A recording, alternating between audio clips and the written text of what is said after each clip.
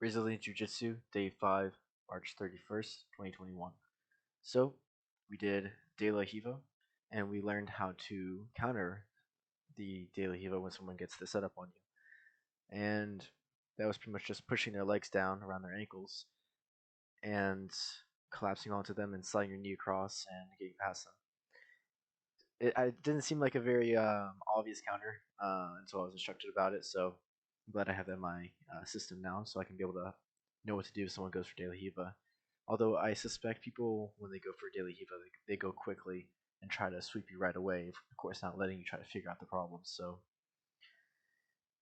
then we did some triangle escapes with the next lesson about how to counter the triangle. So with triangle escape, typically how I think about it, whenever I learn triangle, the leg that chops the artery right here is the leg that's pushing you to fall that way.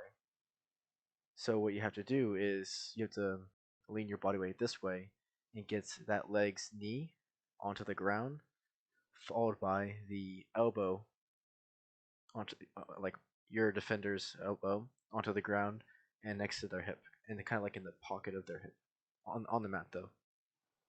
And it was pretty interesting that you can find a way to posture out of that and using your base by switching it back and forth and pressing up with your head. It's pretty cool. I mean, there is an escape. It's not like it's just you know uh, futile once you get to the attack. So, and then another thing I was doing was before I went, I was kind of studying the worm guard, where you use their lapel in a defensive position.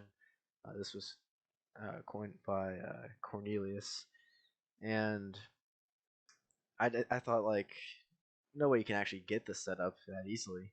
But when I was practicing it, I realized like how useful it is to utilize someone else's lapel in a defensive situation. I used it a lot during the free rolling, and I found that I shouldn't be shy about grabbing someone's lapel. Definitely use that as a way to attack or defend yourself. It also helps with passing, surprisingly. So there's one time where I was able to get into mount because I had that lapel grab, and it assisted me. It brought me in the right direction through the pass, so I didn't like fumble off the side or whatever. So learned a lot of good material today, but there's only one instance where I let my ego get the best of me, and it showed so dramatically. Basically, I had two good rolls. Once we started doing free rolls, I was excited about my new worm guard. I was trying things out, and I wasn't getting tapped by some other white belts, and I felt really good about myself because I could defend. And then I rolled with the brown belt, and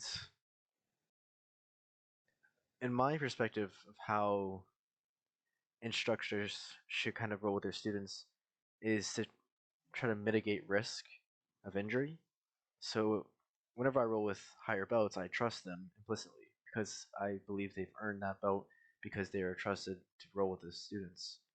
So I went in with that mindset, and I just I go as hard as I can.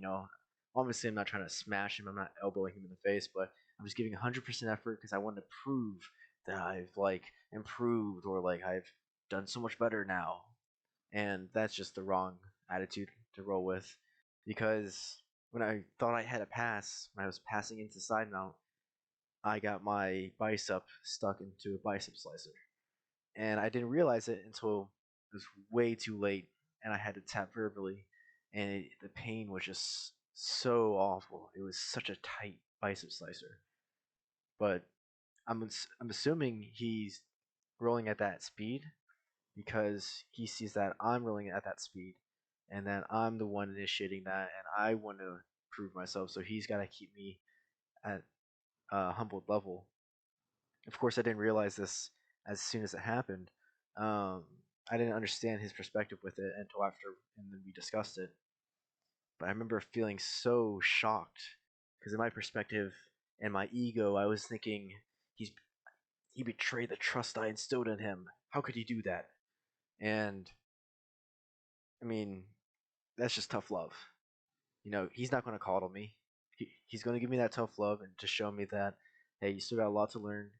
You can't just go willy nilly, high speed, because you want to try to prove yourself.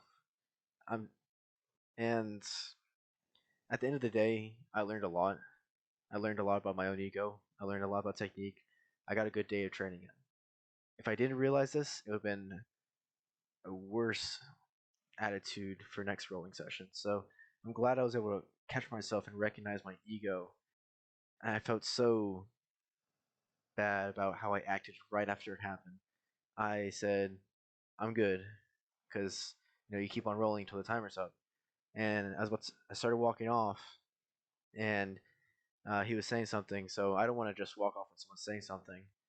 And I told him about how, like, I don't care that I lost, and then we talked about how that it wasn't about losing, it was just about learning and keeping each other at the same speed, leaving the ego at the door. And I have a lot of respect for him for that, because I felt like he was really able to stay grounded with me without being demeaning. So a lot of respect that he was giving to me, even though when I didn't give him any respect when I lost the role, because I thought he might have, you know, betrayed that trust and whatnot, kind of getting stuck in my ego. So I'm glad I was humbled then. It's going to give me better perspective looking forward into my future roles, and gives me more trust for the higher belts, because they recognize where we are growing through jiu-jitsu. It's not just about the technique, it's also about the mental side of it, how you act, your attitude. So I'm very glad I learned this pretty early on day 5, rather than day 20, and I've just been rolling with the wrong attitude. So definitely changed my perspective a little bit. I feel like I'm growing a little bit better as a person, but I want to start adding reminders to myself before the roll and after the roll that the color of the belt doesn't matter. The only thing that matters is that everyone's there to learn, get better themselves, and to pursue their reason. So I'm going to remind myself I'm just a white belt right now, and I should be a white belt at heart all the time. I shouldn't be thinking about proving myself by beating other belts. I should prove myself that I'm getting better myself by going through my own progression system. So I need to stop being competitive, go back into the practitioner mindset, and continue my journey through jiu-jitsu in that regard. So I feel like I learned a lot with day 5.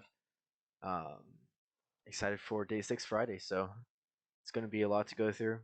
I'm very excited to learn more technique, practice more technique, and get more drill time in. So until next video.